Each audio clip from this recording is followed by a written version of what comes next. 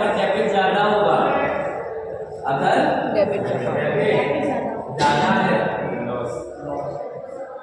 किससे, क्रेडिट से, मतलब क्या है, डेबिट मोर देन क्रेडिट, तो ये क्या होगा, लॉस।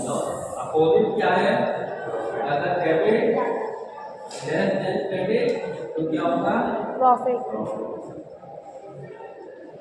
इसमें तो कोई दिक्कत नहीं है। जैसे जैसे आपका डेबिट बढ़ेगा वैसे ही वैसे आपका प्रॉफिट गेन है ना, और जैसे जैसे आपका क्रेडिट बढ़ेगा वैसे ही वैसे आपका प्रॉफिट भी क्या होगा, बढ़ेगा। इसका मतलब डेबिट और प्रॉफिट में कैसा रिलेशनशिप है, और इसका क्या मतलब है, क्रेडिट और प्रॉफिट में कैसा रिलेशनशिप है, direct relationship. In direct relationship का क्या मतलब है, एक चीज बढ़ेगी तो दूसरी चीज घटेगी, और डायरेक्ट रिलेशनशिप का क्या मतलब है, एक चीज बढ़ेगी तो दूसरी भी बढ़ेगी, एक चीज घटेगी तो दूसरी भी घटेगी। ये दिमाग में कंसेप्ट लेके हम चलेंगे। अगर बैलेंस यहाँ पे आ रहा है, बैलेंस यहाँ पे आने का मतलब है क्रेडिट मोर देन डेबिट, यहाँ क्या आएगा, नेट प्रॉफिट। नेट प्रॉफिट, ठीक है। और अगर डेबिट ज्यादा है क्रेडिट कम है तो बैलेंस कहाँ आएगा, वो हम नेट लॉस। Net loss. इसमें कोई कंफ्यूजन तो नहीं है किसी को, मुझे ध्यान रखना। अब सारा एडजस्टमेंट इसी खेल का है ना। ये जो अकाउंट आपको दिया है ये एज पर कंपनी लॉ है।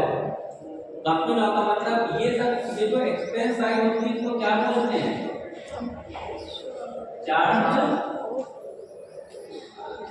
अगेंस्ट प्रॉफिट, है ना। सारे एक्सपेंसेस क्या होते हैं, charge against profit. Charge against profit का क्या मतलब, ये सारी चीजें हमारे प्रॉफिट को क्या करती है, कम करती है ना।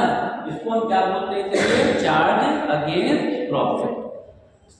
तो यहाँ पर जितने भी एक्सपेंसेस आते हैं वो क्या मतलब है कि कंपनी लॉ कहता है कि आप इन सब एक्सपेंसेस को अपनी इनकम में से लेस करके प्रॉफिट निकाल सकते हैं, है ना। ये तो मतलब हुआ। और ये सारी बिजनेस के हिसाब से आपकी ये सारी इनकम है, ये कौन कह रहा है, कंपनी लॉ कह रहा है।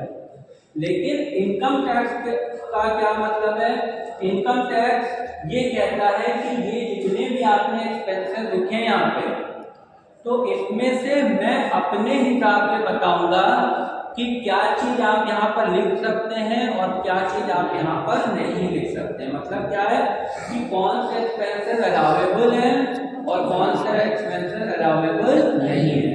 अगर इनकम टैक्स के हिसाब से एक्सपेंस अलाउेबल है तो उसने आपके प्रॉफिट को क्या किया होगा, कम किया होगा। और अगर इनकम टैक्स के हिसाब से आपका एक्सपेंस डिसअलाउेबल है तो आपका प्रॉफिट क्या हो गया होगा, बढ़ गया होगा। ठीक है, यही मतलब है। अगर आपका डेबिट साइड कम होगा तो आपका प्रॉफिट क्या होगा, बढ़ेगा। जितने से डेबिट साइड कम होगा उतने से आपका प्रॉफिट बढ़ेगा। ये हमेशा ध्यान रखना है ना।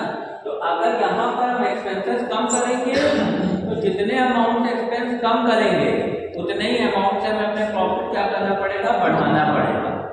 और अगर यहाँ पर कोई एक्सपेंस हम बढ़ा रहे हैं तो उतने से हमें अपना प्रॉफिट क्या करना पड़ेगा, कम करना पड़ेगा। ये ध्यान रखना, ठीक है। क्योंकि आपके पास क्वेश्चन ये वाला नेट प्रॉफिट दिया होगा एज पर कंपनी लॉ, और उसे हमें कन्वर्ट किस में करना पड़ेगा, एज पर इनकम टैक्स। इसमें कोई डाउट नहीं है ना। अब क्या समझना है, सपोज कोई ऐसा एक्सपेंस का वैल्यू लिख देते हैं 5,000, 3,000, 2,000,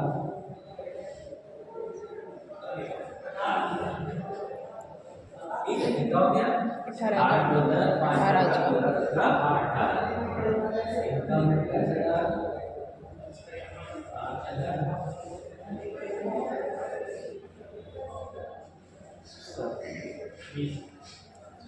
20,000 कितना हो गया, 20,000 नेट प्रॉफिट प्रॉफिट कितना है? 18,000 तो 2,000 का नेट प्रॉफिट। सॉरी मुझे इसको टोकी थी। ठीक है ना? इसमें कोई कंफ्यूजन? अब सपोज मैंने एक यहाँ पर एक्सपेंस 5,000 का लिख रखा है, जिसके लिए इनकम टैक्स का नियम ये कहता है कि ये एक्सपेंस मैं अलाउ नहीं करूँगा। मतलब ये एक्सपेंस यहाँ से आपको क्या करना पड़ेगा? काटाना पड़ेगा। तो जैसे ही ये एक्सपेंस, अब नेट प्रॉफिट पे हमको देखना है कि असर क्या पड़ेगा। जैसे ही एक एक्सपेंस या डेबिट साइड से कम हुआ, जैसे ही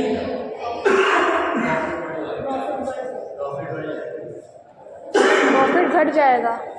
बढ़ जाएगा। कैसे बढ़ेगा? इनवर्सली प्रोपोर्शनल है ना। अच्छा हाँ बढ़ जाएगा। सॉरी सर 5,000 बढ़ जाएगा।